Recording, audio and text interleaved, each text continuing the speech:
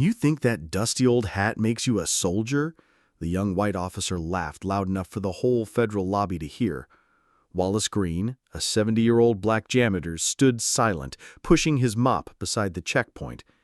Today, he wore his faded Marine Corps cap, not for show, but to honor a friend lost in combat. But they didn't care. "Halloween's over, old man," the second officer scoffed, snatching the cap from Wallace's head and tossing it to the floor. With deliberate force, he crushed it under his boot. No one moved. Not the receptionist, not the camera overhead. Just Wallace's hand, trembling as it reached for the flattened cap.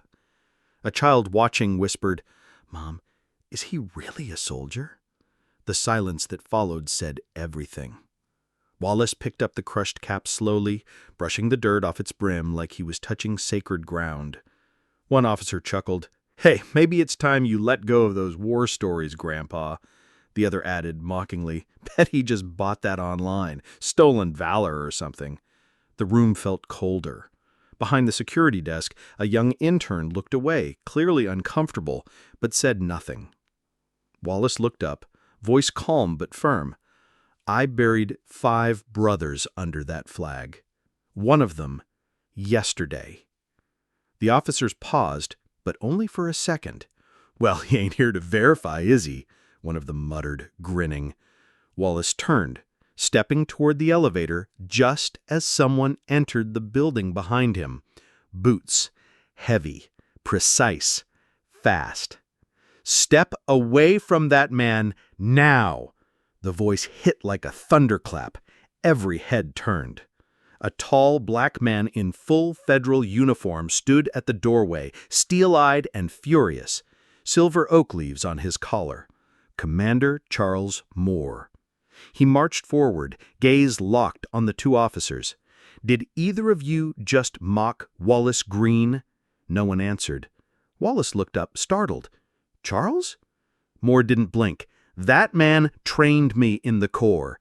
He's the reason I wear this badge." The officer stiffened. "Sir, we didn't realize. You didn't ask. You judged." Someone in the crowd raised a phone. The moment had shifted from humiliation to reckoning. Wallace just stood quietly, cap in hand. Commander Moore stepped between Wallace and the officers, his voice low but shaking with fury. "You don't disgrace a uniform by wearing it. You disgrace it by forgetting what it stands for." One officer looked down. The other tried to laugh it off. "Sir, we were just what?" Moore barked. "Bullying a man who served before you were even born?" Behind them, more employees had gathered. Phones were recording. Whispers filled the lobby.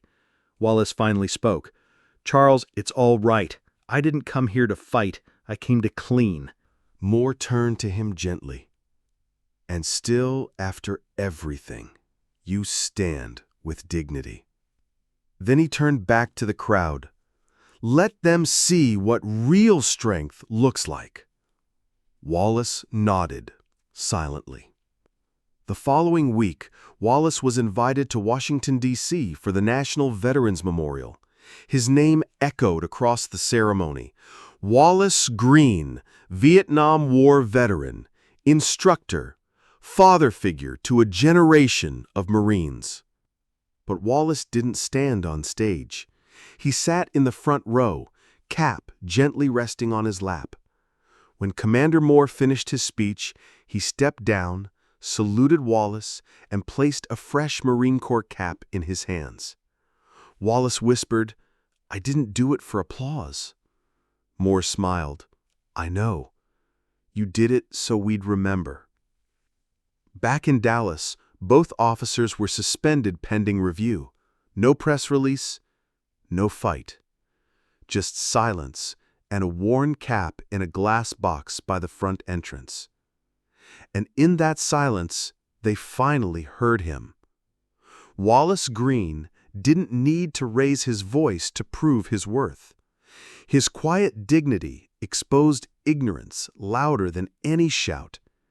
In a world quick to judge by appearances, sometimes the most powerful protest is silence and a memory you refuse to let die.